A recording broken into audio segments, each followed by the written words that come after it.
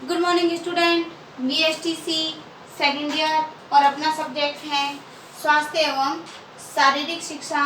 इसमें हम unit first पढ़ रहे हैं। यूनिट फर्स्ट का जो आज का अपना टॉपिक होगा वो होगा स्वास्थ्य की विशेषताएं, स्वस्थ शरीर की विशेषताएं, स्वस्थ शरीर की विशेषताओं के बारे में आज की जो ऑनलाइन क्लास है उसमें हम चर्चा करेंगे।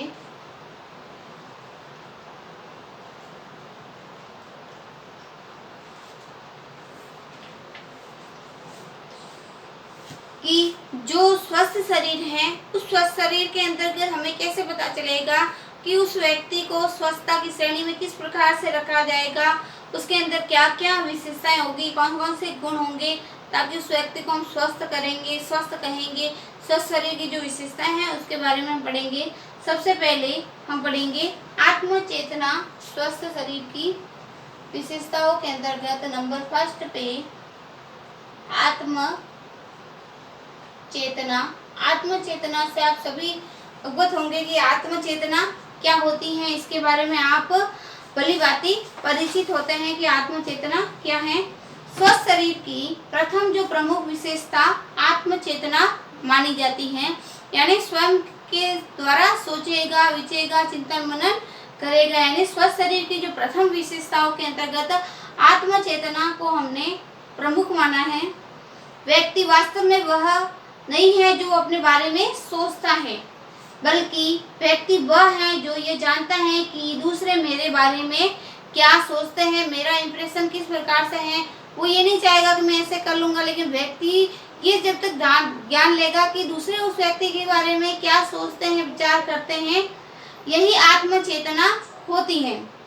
आत्म चेतना का विकास स्वस्थ शरीर से ही होता है, यानी व्यक्ति को दूसरे व्यक्तियों के मन की बातें जानने का जो गुण होता है वो गुण विकसित होगा, तभी होगा जब वो खुद के मन से उस आत्म चेतना को जागृत करेगा। यानी दूसरे व्यक्तियों के मन के अंदर किस प्रकार की हलचल चल रही है। कोई व्यक्ति ऐसे होते हैं जो किसी व्यक्ति के सामने व्यक्ति को वाले देखकर ही व्यक्ति के मन के अंदर क्या भाव जागृत हो रहे हैं उस भाव को समझ लेते हैं। यही आत्म चेतना होती है। दूसरा है क्रियाशीलता।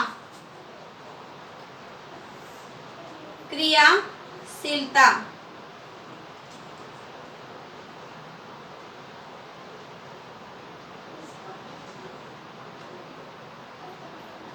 दूसरा है क्रियाशीलता। सबसे पहले आत्म चेतना, दूसरा क्रियाशीलता। इसके अंतर्गत द्वितीय विशेषता क्रियाशीलता मानी जाती है। स्वस्थ शरीर हमेशा यानी जो विकास की ओर उन्मुख रहता है, यानी व्यक्ति को जीवन पथ पर लगातार वो अपना कार्य करता रहता है। एक लक्ष्य की प्राप्ति के बाद दूसरा लक्ष्य प्राप्त करेगा, तीसरा यानी वो विकास की ओर हमेशा अग्रसर रहेगा। यानी स्वस्थ शरीर हमेशा विकास की ओर अग्रसर होता है और विकास की यह प्रक्रिया स्वस्थ शरीर में मृत्यु पर्यंत तक चलती रहती है। यानी मृत्यु पर्यंत तक वो अपने शरीर विकास की ओर चलता रहता है, अपने जीवन के लक्ष्य को प्राप्त करता रहता है और जीवन को मोक्ष के मार्ग तक ले जाता है।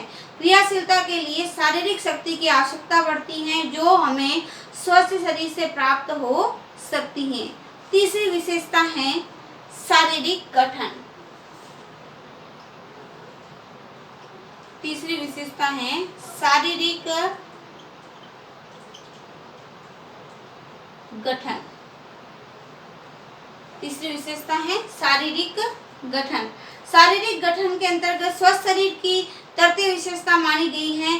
स्वस्थ शरीर वाले व्यक्ति की शारीरिक रूप से सुदृढ़ सुसंगठित होता है, यानी उसका शरीर होता है वो बिल्कुल ही एक पर्सनालिटी वाला होता है, यानी उसके शरीर में किसी प्रकार की जो बनावट होती है वो कुदृढ़ नहीं होती, सुदृढ़ मानी जाती है।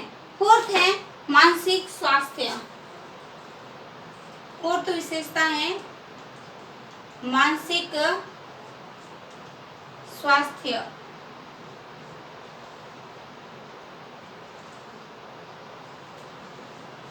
मानसिक स्वास्थ्य के अंतर्गत जब मनुष्य एक सामाजिक प्राणी होता है, बिना समाज के उसका कोई अस्तित्व नहीं होता है। यदि उसका विकास होना है, संपूर्ण रूप से उसका विकास होता है, तो समाज के अंदर रहकर ही होता है। समाज की उसकी छवि अलग होती है, इसलिए मनुष्य को सामाजिक प्राणी के रूप में माना गया। इस संदर्भ में अरिस्टो ने भी कहा था कि जो व्यक्ति समाज का हिस्सा नहीं है, जो व्यक्ति समाज के अंदर नहीं रहता, वह तो देवता हो सकता है या पशु हो सकता है, यानी मनुष्य का जो अस्तित्व होता है वो समाज में ही होता है। बिना समाज के उसका कोई अस्तित्व नहीं है। समाज में रहकर ही उसे सामाजिक मान्यताएं और समाज की जो परंपराएं हैं और समाज के जो मूल्य हैं, धारणाएं हैं, रीति रिवाज हैं, उनका पालन करना होता है।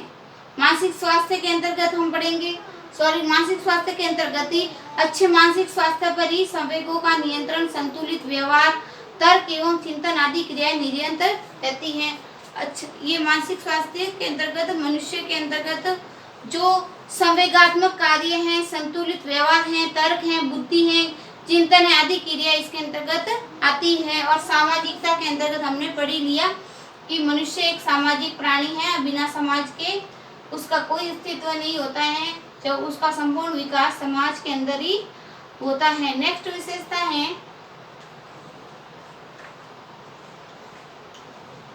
6 नंबर पे, नेक्स्ट विशेषता है वो है सुदृढ़ इच्छा शक्ति या दृढ़ इच्छा शक्ति।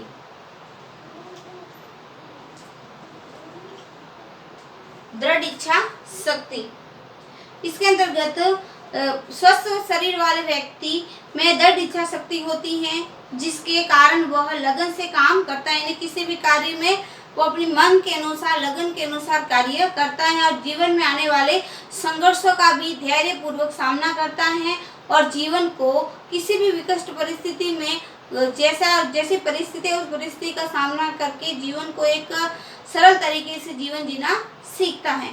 और अंत में है आत्म चेतना। आत्म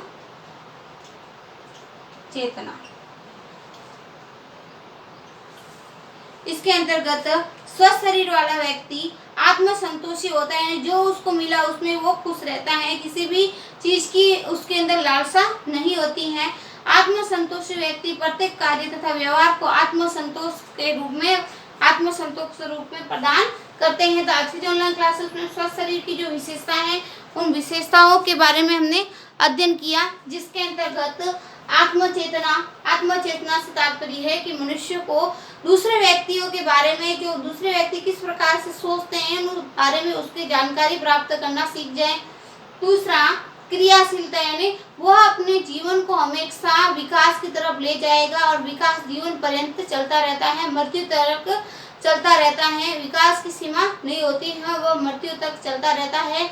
वृद्धि तो एक तरफ आके रुक जाती है, लेकिन विकास होता है वो मनुष्य का जीवन पर्यंत चलता रहता है और जीवन पर चलेगा तो उसको अपने लक्ष्य को विकास की ओर ले जाना। तीसरा है शारीरिक गठन, यानी उसकी हड्डियां सुदृढ़ मजबूत होगी, शरीर सुडौला लचीला और किसी भी कार्य को करने में स्फूर्ति रहेगी, शरीर ऊर्जावान रहेगा।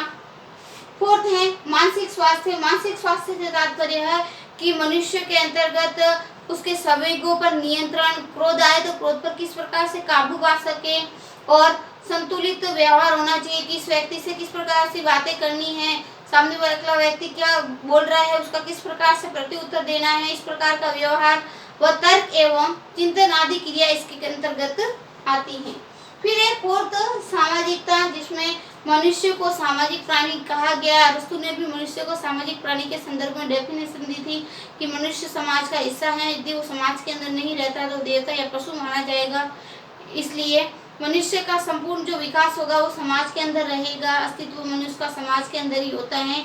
इसलिए समाज में जब वह रहेगा तो समाज के जो रीति रिवाज हैं, जो परंपराएं हैं, जो मान्यताएं हैं, जो मूल्य हैं, धारणा है, उसका पालन करना उसको आवश्यक आना चाहिए, उसके प्रति उसको वफादार रहना चाहिए।